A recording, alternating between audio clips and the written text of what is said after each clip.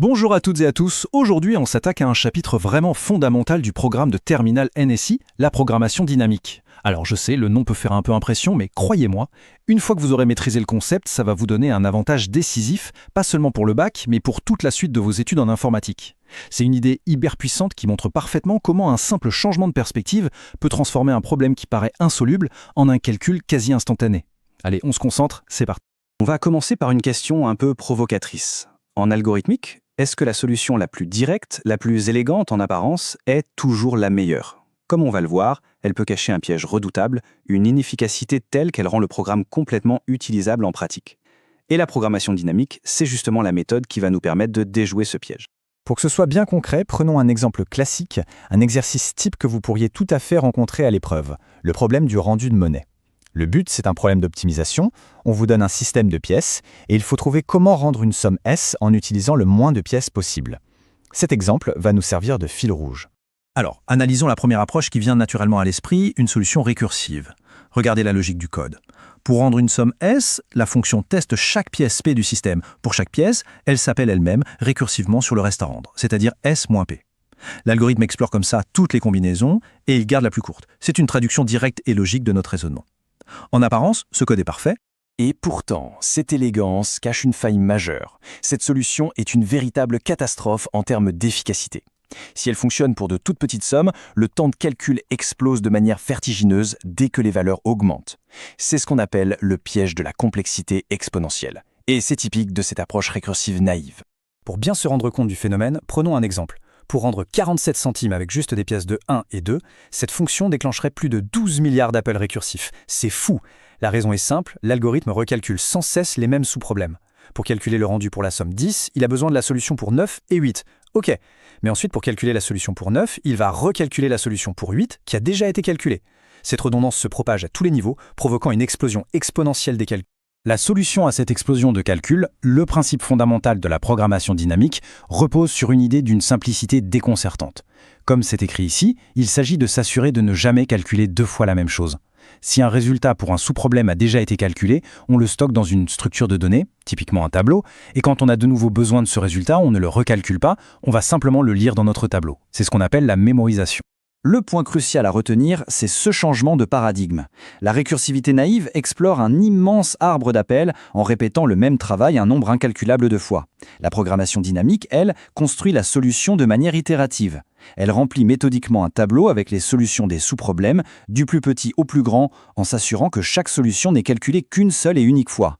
On passe d'une approche top-down inefficace à une approche bottom-up beaucoup plus stratégique. Ce qui est remarquable, et que cette diapositive illustre parfaitement, c'est que la transformation du code est minime. Observez attentivement. Dans la version de droite, l'appel récursif rendu monnaie, pièce C-P, a été remplacé par une simple lecture dans un tableau, NBASP N-P. C'est une modification de syntaxe toute petite, mais qui change radicalement le comportement et la performance de l'algorithme. C'est ça toute la puissance de cette méthode. Il est essentiel de comprendre que ce n'est pas juste une petite astuce pour le problème du rendu de monnaie. La programmation dynamique est une méthode générale, une technique algorithmique fondamentale que l'on retrouve dans de très nombreux domaines, de la bioinformatique à l'intelligence artificielle en passant par la finance. D'ailleurs, voyons un deuxième exemple pour bien illustrer ça, l'alignement de séquences. C'est un problème central en bioinformatique. Le but est de comparer deux séquences, par exemple deux brins d'ADN, pour quantifier leur similarité. On cherche le meilleur alignement possible, celui qui maximise un score de ressemblance en introduisant le moins de trous possible. Et la solution par programmation dynamique est parfaitement illustrée ici. On construit un tableau à deux dimensions où chaque case i,j va contenir le score optimal d'alignement entre les i premiers caractères de la première séquence et les j premiers de la seconde. La valeur de chaque case est calculée en se basant sur les valeurs des cases voisines déjà calculées, celle du dessus, celle de gauche et celle en diagonale. On remplit ainsi tout le tableau, de proche en proche, jusqu'à la case en bas à droite, qui contiendra la solution globale. Le gain en performance est, encore une fois, spectaculaire. On passe d'une complexité temporelle dite exponentielle, où le temps de calcul double, ou pire, chaque fois qu'on ajoute un seul élément au problème, à une complexité polynomiale, où le temps de calcul augmente de manière beaucoup plus maîtrisée. Concrètement, c'est la différence entre un programme qui mettrait des siècles à s'exécuter et un autre qui donne sa réponse en quelques secondes. C'est ce qui rend le problème solvable en pratique. Très bien, maintenant que le principe est compris, passons à la méthode. comment appliquer concrètement cette démarche le jour du bac. Je vais vous donner une méthode en 4 étapes à suivre systématiquement. Voici la méthode.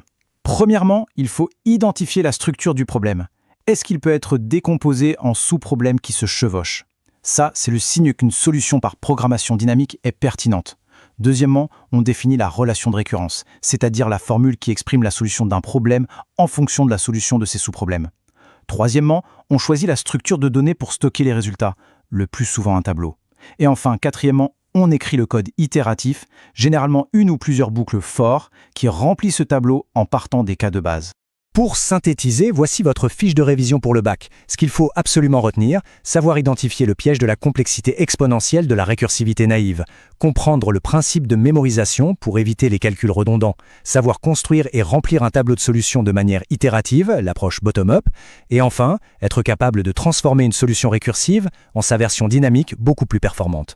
Maîtriser parfaitement les exemples du rendu de monnaie et de l'alignement de séquences, ce sont des incontournables. Voilà, vous avez maintenant les clés conceptuelles et méthodologiques pour aborder les problèmes de programmation dynamique. La meilleure façon de consolider ces connaissances, c'est bien sûr de les mettre en pratique. Je vous laisse donc avec cette question. Pensez à d'autres problèmes algorithmiques classiques comme le calcul de la suite de Fibonacci ou le problème du sac à dos. Comment leur appliqueriez-vous la méthode que nous venons de voir pour optimiser leur résolution? C'est un excellent exercice de préparation. Bon courage pour vos révisions.